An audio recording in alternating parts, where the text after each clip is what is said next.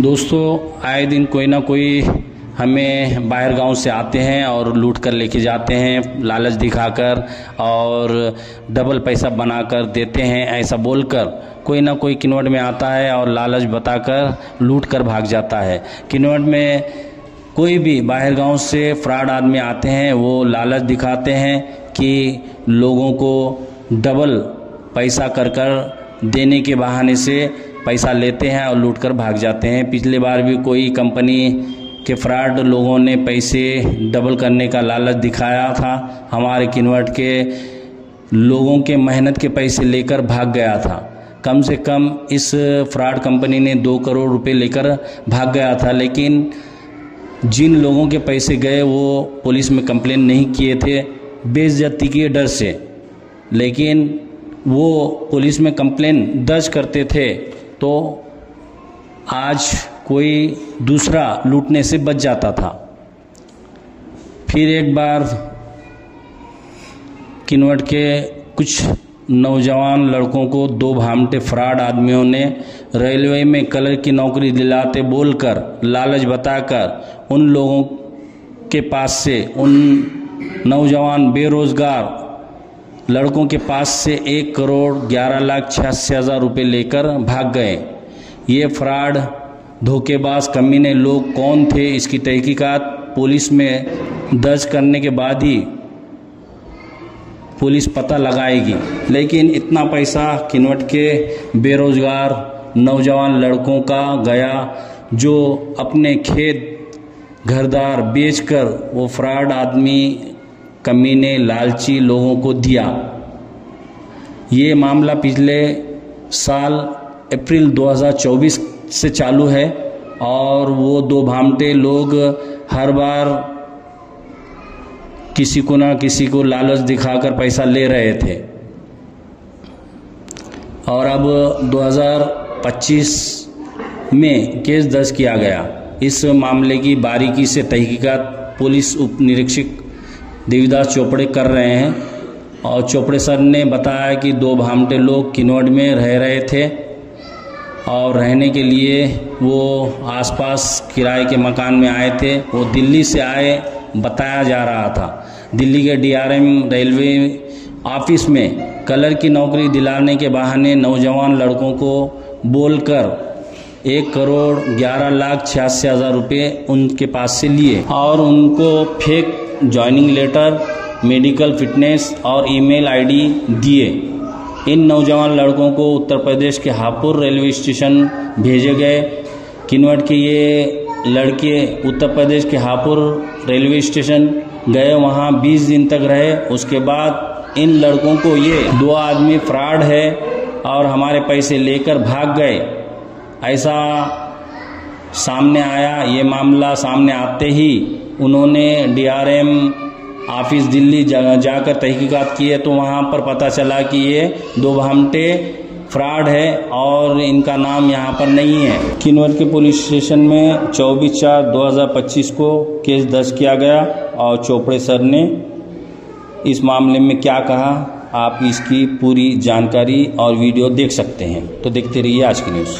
Sir, हमें ऐसी information मिली है और FIR दर्ज भी किया गया है आपने किन्नौर पुलिस स्टेशन की तरफ से कि कुछ लड़कों को धोखे से नौकरी दिलाते रेल में और ऐसा कहा गया है उनके पास से 1,11,80,000 कुछ पैसे उनसे लिए गए हैं।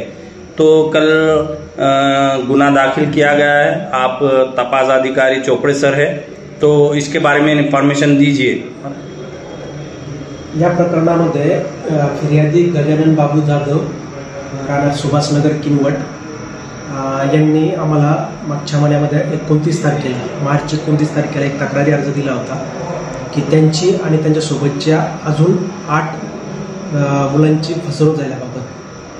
त्या अर्जावरती आम्ही अर्जदाराचं स्टेटमेंट घेतलं होतं। त्याच मुलाप्रमाणे इतर जे मुलं होतं त्यांना पण विचारपूस करून त्यांना या संदर्भामध्ये जे काही बनावट ईमेल आलेले, बनावट ईमेलवरून बनावट नियुक्तीपत्र, मेडिकल पत्र व इतर कागदपत्र होते, त्याच्यामध्ये आय कार्ड होतं, असे सर्व कागदपत्र त्यांनी पैशाचा केलेला व्यवहार याबाबतचे त्यांचे स्टेटमेंट वगैरे करून सविस्तर चौकशी करून चौकशी अहवाल माननीय उपविभागीय पोलीस अधिकारी किनवट तसेच माननीय अप्पर पोलीस अधीक्षक भोकर यांच्याकडे पाठवून त्यांच्याकडून परवानगी प्राप्त करून हा काल आम्ही गुन्हा दाखल केलेला आहे। सदर प्रकरणामध्ये फिर्यादी आणि फिर्यादीसोबतचे इतर मुलं यांना DMR ऑफिस नवी दिल्ली या ठिकाणी कमर्शियल क्लर्कच्या जागा आहेत, त्या आम्ही भरत आहोत आणि तिथं आम्ही तुम्हाला नोकरी लावून देतो असं यांना आम्हीच दाखवण्यात आलेलं होतं आणि त्याकरता तुम्हाला काही पैसे द्यावे लागतील असं एक हरेंद्र भारती आणि आशिष पांडे या 2 व्यक्तींनी यांना सांगितलं होतं। यांच्यावरती यांनी विश्वास ठेवून वेळोवेळी वेगवेगळी रक्कम प्रत्येकी 9 ते 10 लाख रुपयापर्यंत त्यांना देण्यात आलेली आहे। सदर रक्कम ही नगदी स्वरूपात काही आरोपींनी त्यांना QR कोड पाठवलेले होते, त्या QR कोडचे स्कॅन करून फोनपेद्वारे आणि ज्यावेळेस यांना मेडिकल करण्याकरता बोलवण्यात आलेलं होतं, जॉईनिंग लेटर देण्यात आलेलं होतं आणि त्यांना एक तिथं बोलवून तुम्हाला प्रशिक्षण देण्यात येत आहे म्हणून उत्तर प्रदेशमधील हापूर रेल्वे स्टेशन या ठिकाणी त्यांना पाठवण्यात आलेलं होतं। ह्या दरम्यानमध्ये सुद्धा त्यांनी ह्या मुलांच्या अकाउंटवरती असलेले पैसे दिल्ली या ठिकाणी ATM मधून काढून आरोपी त्यांना दिलेले आणि हापूर रेल्वे स्टेशन त्या ठिकाणी त्यांना 20 दिवस ठेवून एक कोणीतरी व्यक्ती तिथं यायचा, त्यांची हजेरी घ्यायचा कुठल्या तरी मशीनवरती आणि त्यांना सांगायचे की उद्या तुम्हाला नंतर कुठेतरी दुसऱ्याकडे प्रशिक्षणाकरता पाठवायचं आहे असं वेगवेगळे कारणे सांगून त्यांना तिथंच ठेवून घेतलं आणि नंतर काही दिवसांनी सर्व फोन बंद केले। फिर्यादी आणि इतर 8 मुले यांनी त्या कार्यालयामध्ये जाऊन चौकशी केली तर तिथं कार्यालयाकडून समजलं की ते ह्या कार्यालयामध्ये कामं करणारे लोक नाही आहेत, कोणीतरी इतर लोक आहेत आणि मग यांनी बराच पाठपुरावा केल्याच्यानंतर यांना पैसेसुद्धा परत केलेले नाही आहे आणि नोकरीसुद्धा लावून दिलेली नाही आहे। ज्यावेळेस त्यांची पूर्ण खात्री झाली की आपली फसवणूक झालेली आहे आणि आपला पैसा पूर्ण केलेला आहे त्यावेळेस त्यांनी पोलीस स्टेशनला येऊन आमच्याकडे चौकशी करता अर्ज दिला आणि गुन्हा दाखल करून आम्ही आता तपास करत आहोत।